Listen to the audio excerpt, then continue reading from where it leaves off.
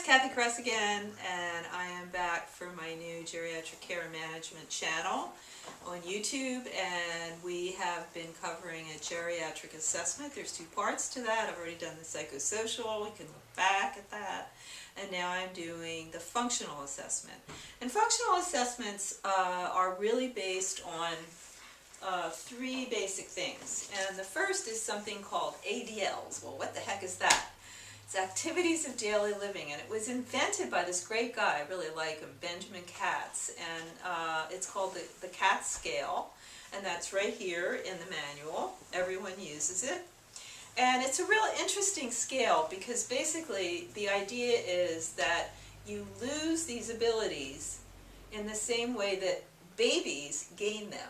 That's fascinating to me because I have these 18-month-old grandchildren right now, and I can watch, them sort of gaining things. And Mr. Hayek, we're going, Miss Full Charge, the geriatric care manager, is going to assess these questions. And, you don't always get this by, asking questions. A lot of time it's just reframing whatever it is that you want to know in conversation, and that's informal.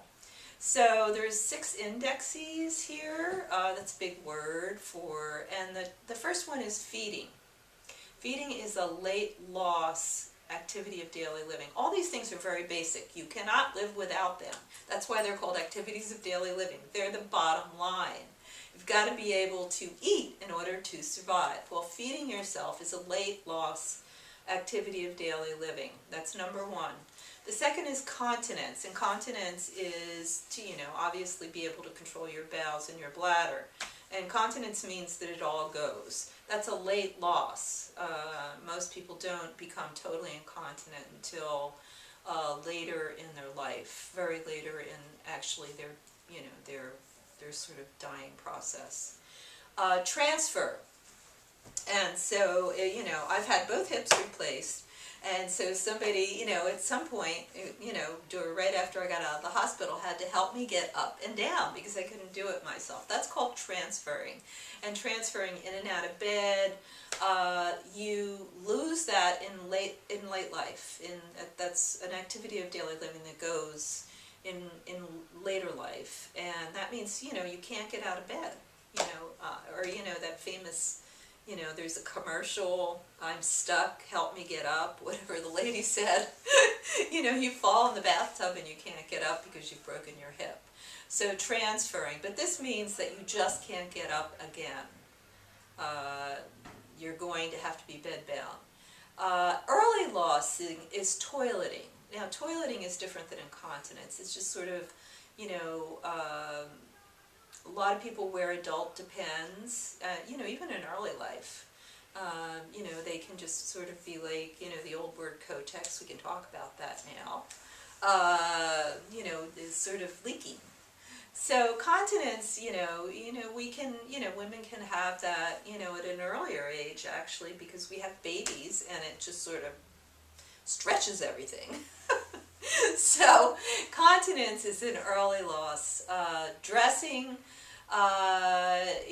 older people, getting themselves dressed because, just like me. I mean, I would have difficulty if I had, if I didn't have technology and, this miracle of, operations, I would have a difficult time getting dressed, and I would still have to use, we were just talking about this little thing I had to put my socks on because I couldn't even do that after I had my hip replaced. So dressing and then bathing is an early loss too, because the scariest place in your whole house is your bathroom. It's where you fall, but just think of all the executive skills you have to use in your bathroom, because you've got to go in there, you've got to remember to take your clothes off, not get in the shower with them. You've got to remember to use the shampoo first, the conditioner second, to use the soap, to make sure you hold on to the bar. Everybody should have a bar there so they don't fall. You don't want to get out of the shower, which I've done many times, with the conditioner in your hair. Then you've got to get in again. Then you've got to get out and dry yourself. That's a zillion executive steps that you have to take. The bathroom is this you know, it's a brain tumbler for everyone. So Mr. Hayek, what's going on with him? He can still get dressed, but he doesn't look, you know, he's not matching things, but lots of times men don't. But he's a little bit unkempt. And so, you know, in the health assessment, in the functional assessment, this is what's done. So I will see you next time, and we're going to breeze through the second part of what you need to look in a functional assessment.